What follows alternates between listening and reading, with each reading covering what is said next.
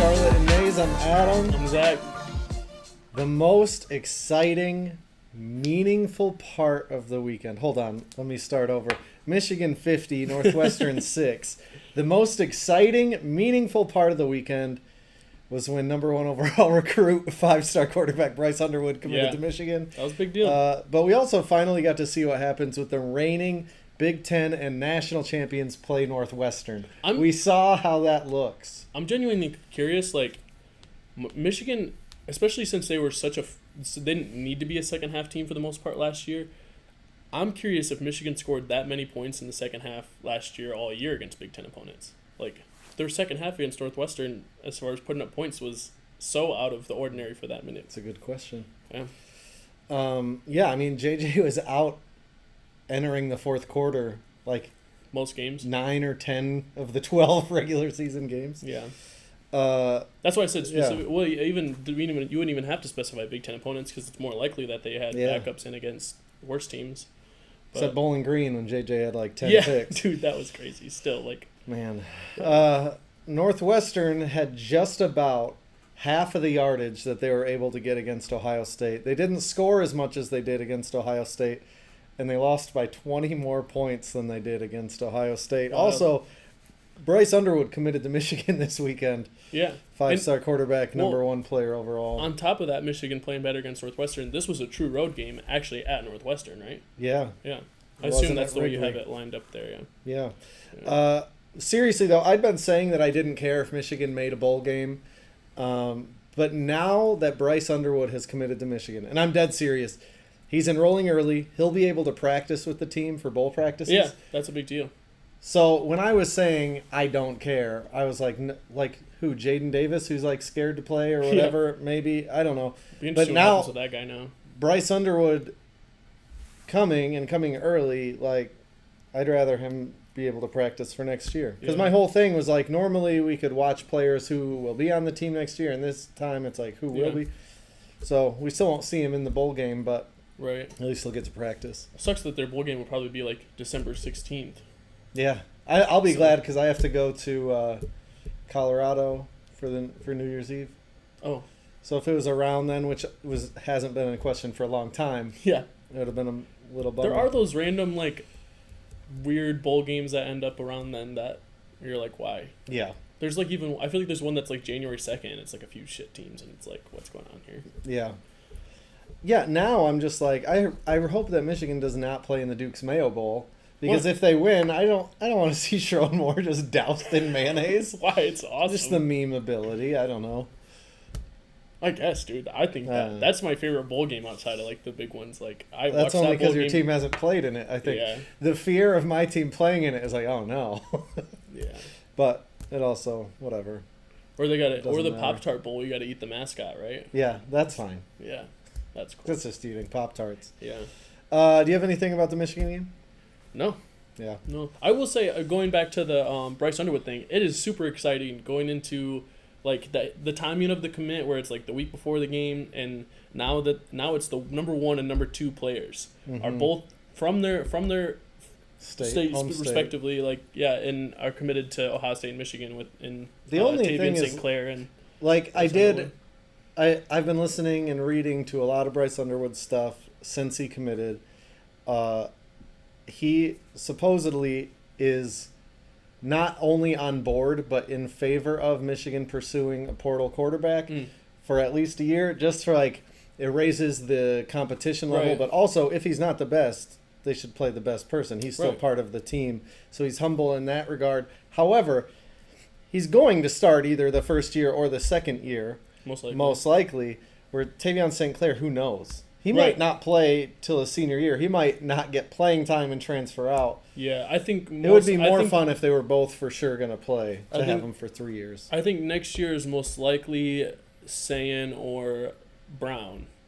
Right. Most likely Sayin, in my opinion. Yeah. Then after that, it would be Sayin for sure, almost guarantee at that point. Unless he transfers, that would be his junior year.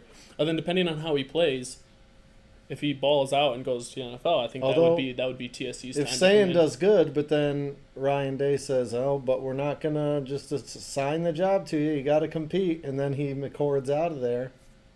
Yeah, I don't expect that to happen with Sayin. I think Sayin's going to be a stud. I mean, probably. Yeah. Ohio State 38, Indiana 15. I'll let you go first. Yeah, I mean, I got a little worried when on the first drive, Indiana drove right down the field and scored. Then Ohio State immediately went 3 and out. I was like, oh my gosh, here we go. Another rough game. But then they quickly got it together defensively for sure, and the offense did well too. I thought it was a great game all around from the Buckeyes. The O-line looked good.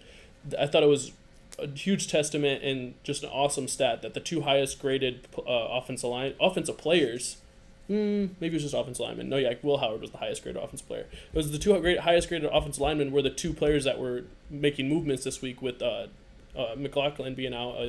Hinsman and Saraveld were the two highest graded offensive linemen. I thought that was pretty dope. And then the defense was incredible once again. They probably gave up, I didn't look at it specifically, they probably gave up less yards the rest of the game after that first drive. And, I mean, other than giving up another touchdown on their last drive, they shut them out, and I thought the defense was incredible. The C.J. Hicks, awesome game, 2.5 sacks, 10 tackles, gotta love it. C.J. Hicks just coming around is awesome, and that defense. Those linebackers seem like all of them just get better and better every week, and it's really great to see, and it helps the pass rush and helps that run defense, and I'm excited for that game next week with how that defense is looking. And once again, Will Howard continue to be the best quarterback in the country, in my opinion. I mean, I honestly, unless Michigan has like a game plan similar to Michigan State where it's like trick plays and wacky stuff, I don't think Michigan's going to score more than like 7. Right. It's like that's just scary, but we'll talk about that in a little bit. I only had 2 takeaways from this, and it's 2 questions for you. What are your thoughts on Ryan Day running a fake QB kneel to score a touchdown with the starting quarterback? I don't know. Who cares? It's kind of fun. Like, okay. Really? Like, I don't know. It's just a touchdown. But it wasn't just a touchdown because he had to do a trick play to do it. Yeah. When Kurt Cignetti says that Ohio State sucks, I think you got to show him that Ohio State's the real deal. And that's all to say. Another thing to say about this, I still feel like Indiana is a playoff team after this game. I honestly feel like Ohio State's going to go on and win the national championship. And if that's the level that Ohio State's at, I think that Indiana is still a respectable team and it should be a playoff team in my opinion. If I'm wrong about that, then they shouldn't be. But I don't even think that they're good enough to win it. However, resume, I was upset about Florida State last year. I would be upset if Indiana didn't make it this year. Right, and I feel like it's not necessarily even about resume. Like, Indiana's just looked like a better team than Alabama. They just have. Plain and simple, eye test, the teams that they've played, they've looked good. And Penn State, nobody's beat more bowl-eligible teams than Penn State, and both those teams get a lot of crap for how easy their schedule is. And in general, yeah, they're easy schedules, but it's still, to outside of Ohio State, win every single game is still impressive in my opinion. My only pushback on that is I believe it was 2011 or 2012. Must have been 2012. Brady Hoke's first year at Michigan. They had beaten like more bowl-eligible teams than anyone else in the conference or the country or something. Yeah. And then they played Virginia Tech in the Sugar Bowl. It was that whole thing. And they weren't very good. Yeah. It was like you beat a bunch of mid teams. And no one really good. But it's not like Michigan had one loss that year. I think they did. I doubt it. 2012? They lost to Ohio State. Was that their one loss? They weren't 11-0 going into that game. Was that the Fickle year? No, 2011 was the Fickle year. I don't know. Whatever. It doesn't matter. Maybe you're right. My point is just that Michigan got crap at the time for not being as good as... I mean, we live in Lansing. I got it from a lot of Michigan State fans who were upset that their team didn't make it and whatever, but Michigan wasn't very good. And then they played a not very good team anyways in the bowl game. Yeah. So we didn't learn anything. Yeah. What are your thoughts on Will Howard putting out the SIG in the direction of Cignetti? Well, so he actually commented on it after, and he didn't mean any disrespect by it. He was just having fun, and that's what he said. And, didn't mean any disrespect. And he respects. He said he respects Indiana. He thinks it's a great team. He thinks it's incredible what Cignetti's done there. And I agree. I think you can have a little fun on your sideline, putting the Signetti out. I'm a little disappointed he didn't just stand on it. Yeah, I don't know. I think I'm fine with it. Like him, like yeah, we're having fun on the sideline with our guys, but like I don't want to disrespect those guys. Like you're playing another top 5 team. You don't want if you really feel like they're that bad to the point where you disrespect them. Like it's less quality of a win at that point. Like I don't know. I think it's great coming from Will. I think he's a great leader. He's having a lot of fun out there, and I feel good about this Buckeyes team. Okay.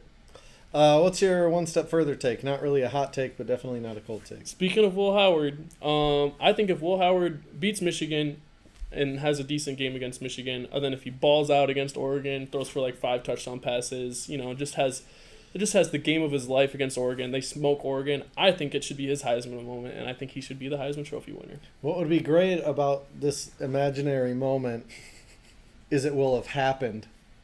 Unlike C.J. Stroud's Heisman moments, yeah, which were plays that did not count. Yeah, like the ones he gave. That's just funny to me. My one step further take, I think, is going to blow your mind. Michigan should probably keep Wink Martindale and possibly keep Kirk Campbell, the offensive coordinator. The defense has gotten better and better. I wonder. Now, for the record, I'm still on the train of fire Kirk Campbell. Or demote Kirk Campbell if he's up for it. But I wonder if he looks a million times better if he has an actual quarterback and receivers. Right. Yeah, and I but maybe not. And I don't know much about Kirk Campbell. Where did he come from? I don't remember where he came from before Michigan. I know he was like the head coach at Old Dominion. Oh, okay. For a minute and did not do well. Yeah. Okay. He was the quarterback's coach. At least JJ's last year, last year, and they promoted him from within. But I don't know where he was before. I don't know. Pick standings. It was a good week for me. 9-1. I got the bonus point. Yeah. You went 7-2.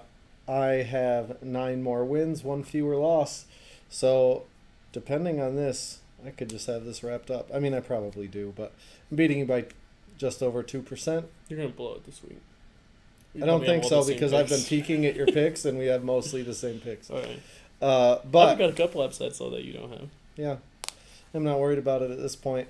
Big Ten takeaways. You have any? Let's ride Ducks and Bucks. I mean, Ohio State has to get it done this week, but it's looking more and more like it's going to be the Big Ten championship game, and I'm excited for it. Yeah, mine was just that the Oregon-Ohio State rematch could have and would have happened anyways if we didn't get rid of divisions. Right. If Oregon was in the West. Right. Yeah. Yeah, that's fair. Well, that's all.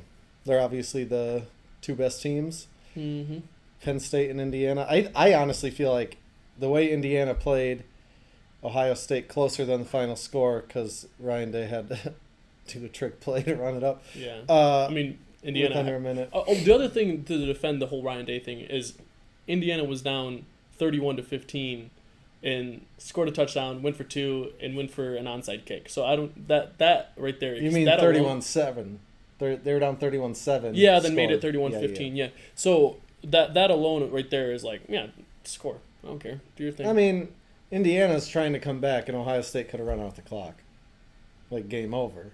Yeah, they could just score another touchdown, show their balls to the whole team, and say, hey, yeah, game over. It would have been more fun to talk about I'm glad he didn't get hurt, but if Will Howard had gotten hurt on that. Yeah, that would suck. But, dude, speaking of taking your balls out, that drive, that drive where it was third and 35? And then they picked up 25 on third down, and then it was 4th and 10, and they were like, all right, we're Ohio State, you're Indiana, check out our balls, and went forward on 4th down and got it and ended up scoring a touchdown on that drive. I was hype after that play, after they picked up that 4th down. Yeah, it's pretty crazy. Yeah. Well, from Ohio State's play calling and fake bravado to the rapid-fire turd pile, Minnesota 5-6 at Wisconsin 6-5. Is Minnesota going to will themselves to a bowl? Is Wisconsin a little complacent, already having earned their bowl? Yeah.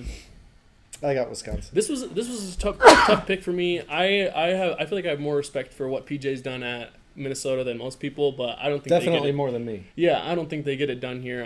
I got the Badgers. Yeah. Nebraska at Iowa. Nebraska's going bowling. So is Nebraska. Iowa's going bowling. I got Iowa. Yeah, I got Iowa as well. Illinois is going to win at Northwestern. Yeah. Yeah. Maryland at Penn State. Maryland has given Penn State some games over the years. Yeah, but Maryland gives everybody Penn State's. I mean, Maryland gives everybody games over the years and never works them out. They've been in a few games with Ohio State. They've probably been in a game with Michigan before and blown it, but yeah, I got the lines here. Yeah, Penn State. Number 6, Notre Dame at USC, who's 6-5. I got Notre Dame. I think USC is a little better than their record. I just think it's been an adjustment traveling so much, and they're playing this one at home. I think Notre Dame is a little worse than their record. They have some resume builders in Navy and Army and Louisville, but those teams aren't really that good in my opinion, and they lost to NIU at home, and I think they blow it here in the last game of the season and lose to the Trojans. I would love if you're right.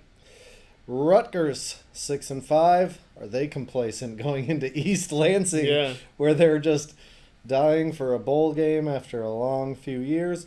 I got Rutgers. I got Michigan State here. It is at home. Yeah.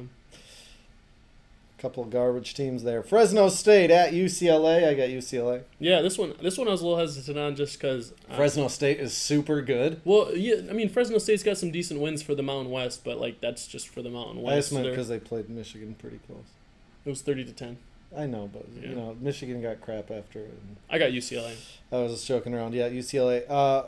This should have been the game of the week. Probably. Purdue is 1-10 going to Bloomington, who's 10-1. Indiana's 10-1. Is this the one that Purdue gets done? But the thing is with Purdue, it's so funny. Indiana's so pissed that they lost one, that they lose to 1-10 Purdue. And then that would eliminate them easily. Oh, they'd be so done. But no, it's usually at Purdue when Purdue gets those big upsets. So I got the Hoosiers here. And you got to think Ryan Walters, if he survives this week. It only has a year left. He was the interim, wasn't bad. he, that ended up taking the job? No, they hired him from Illinois. He was Illinois' DC. Yeah, that's right. Yeah. Who am I thinking of that? Oh, it was Northwestern that ended up hiring the interim, yeah. And that's not gone ideal, but better than Purdue. Washington at Oregon. I picked Oregon. However, I did say a long time ago at the start of the year that Washington was going to beat one of the big boys. So this is the one? And I said that Michigan wasn't going to count anymore. They beat Michigan, but Michigan sucks.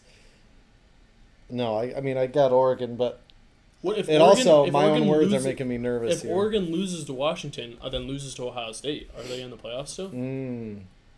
Probably might depend on how close it is with Ohio State. Yeah, that's also, there's got to be an asterisk on that loss since they already beat them once. Right. I don't know. It'd be interesting.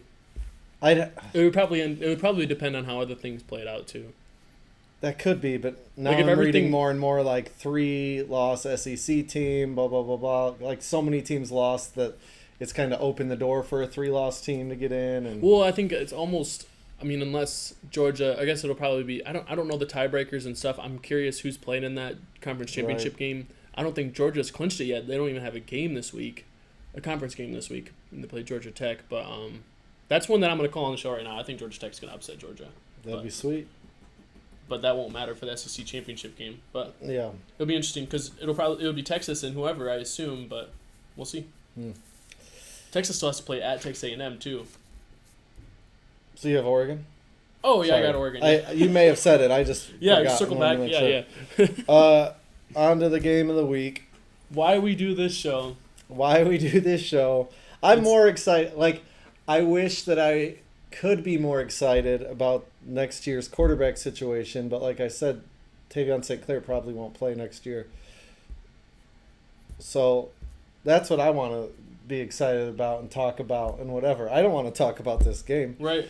I don't know, dude. The best part of this game is if Michigan wins, everything bad ever said about Ryan Day is instantly true. Yeah. Born on third, soft as shit. Ryan Day gets fired, and everybody has a good old belly laugh about him dyeing his beard, making out with Tony Petitti or whatever.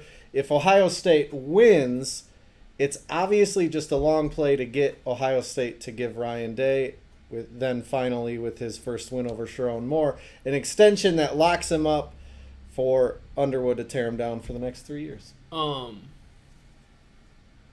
I do think it's interesting. I think that, it's the game. But if Ohio State loses, are they still in the playoffs? Realistically, they could still... I think you got to fire Ryan Day immediately, but still go to the playoffs. I don't think they... They wouldn't make the conference championship. No, but I think if they're in the top 12 afterwards, I think they keep them. Yeah, they almost have to, but I don't think they should. You can't punt on a shot at the national championship just for losing to your rival again. Mm-hmm. If you're still alive for the Natty, you can't let him go yet. But then if he goes, wins a couple of games, loses in the Natty to Oregon or somebody respectable, and it's like... then it's almost the COVID year of that Jim Harbaugh had of do we fire him or extend him? And then Ohio State goes on to win national championship.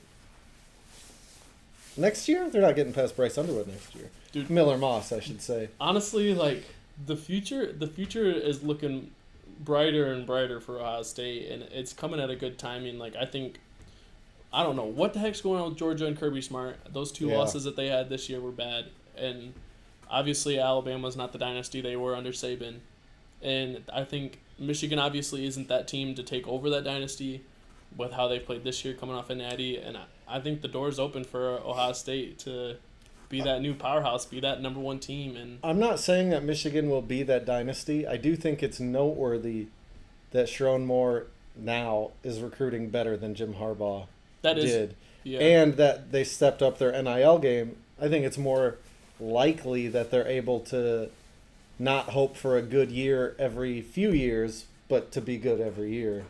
That good, I should say. Honestly, I'm pretty much at the point that Sherrone Moore isn't a good coach.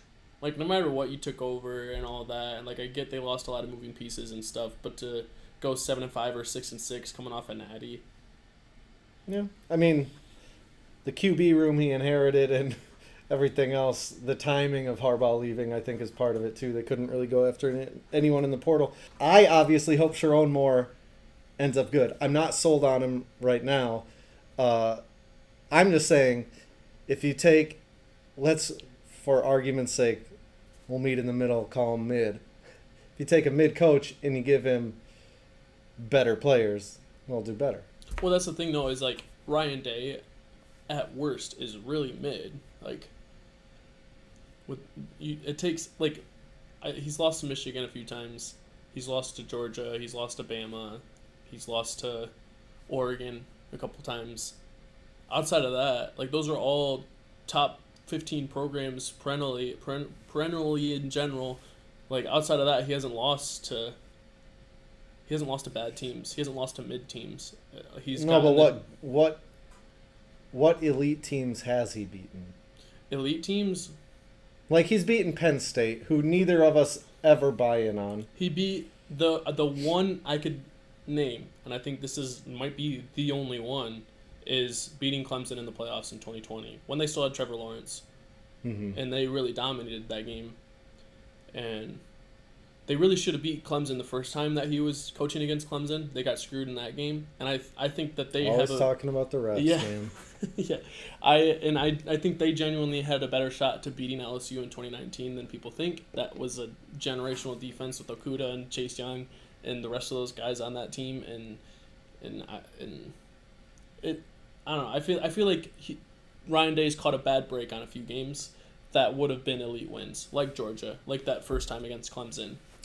Honestly, having 15 dudes out because of COVID against Bama in the national championship game. But that reminds me of Harbaugh pre the last 3 years, where it was excuses, sometimes reasons, like the 2016. Would you say that JT Barrett spot? Who do you think? Who would you say took over the team in a better state, Jim Harbaugh or Sherrone Moore?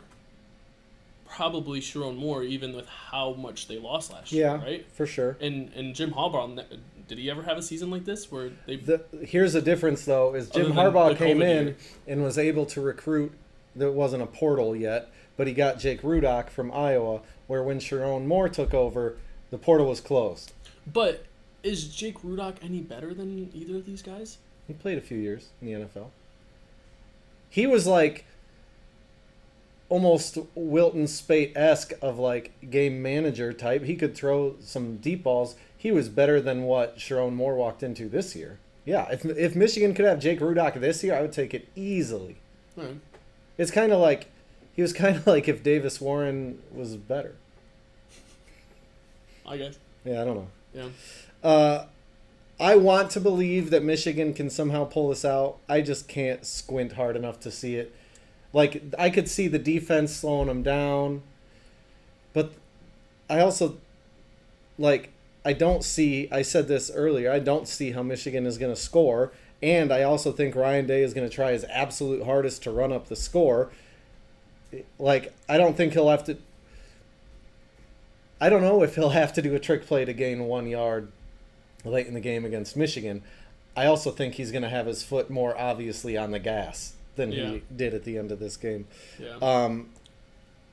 He would be running QB sneaks even after up 42 in the fourth before grinning like he did anything to earn this win over a really bad Michigan team. But, yeah, I don't know. I got Ohio State by 21. Yeah. Yeah. I think one thing that is really fun for me, and it feels like, so Garrett Wilson did this first. No, Olave did it first. He had 2 touchdowns as a freshman. Then Garrett Wilson had a big game as a freshman. I think he only had 1 touchdown, but a lot of yards in this game. And they won both those games. And now we got Jeremiah Smith, who's a freshman. I think he comes in and he balls out, and Ohio State gets it done. You know, Ohio State by 14, but really by a billion. I do think, like, it's a rivalry game. Like, history tells you that to throw the records out in this game. Even 2012 was probably the closest one. That was the game that Michigan went for 2, and it was 42-41. Yeah. Was 2012. When the Ohio State corner said we knew the exact route they were going to run. Yeah. Yeah. Yeah, and they picked it off, I believe. Al Borges. They did. Yeah. And Devin Gardner had a broken foot and still led him to 41 points. Yeah. That was and that Michigan team was bad, and Ohio State was undefeated that year, and just history shows you throw these records out, and I hope Ohio State takes it that seriously and that way, that it doesn't matter what Michigan's record is, you got to go in there and you got to punch them in the mouth, and it seems like that's what the mindset for the team has been this year in general, and hopefully they keep bringing it. Yeah, that segues really good into my things no one is talking about. Actually, this is from @Michigan Podcast on Twitter, but this is the biggest underdog Michigan has ever been in any game. It's minus 23.5 right now. Going back to at least 1969, we don't really have reliable databases before that, so likely this is the biggest underdog ever for Michigan. Previous biggest underdog for Michigan was 17 points to Ohio State, both in 1969 and 1996, and Michigan won both games. It's pretty crazy. And then my other thing no one is talking about, top 15 SEC teams have 6 unranked losses. Yeah. Top 15 Big Ten teams have 0. But no one's talking about it because it's the SEC. It just means more. What's your thing no one's talking about? I think it's interesting that Vegas really does not believe in undefeated Oregon. I think it's partly because they believe in other teams more, but not only are they not the betting favorite as the only undefeated team in college football, FBS at least level, and they beat the team that is the betting odds favorite, they also have the same odds to win it as 2-loss Georgia. And I think that's wild. Nobody's talking about the disrespect for Oregon from Vegas, and it's just interesting to me. Do they know something that we don't know? Like, is Oregon really not that good? Does Oregon lose to Washington this weekend, like you said? Right. Man. Tweet of the week. What do you got? Yeah, mine's from @11Warriors. It was Caleb Downs returns a punt for a touchdown 10 years and 1 day after Ohio State's last punt return for a touchdown, when Jalen Marshall also housed one against the Indiana Hoosiers.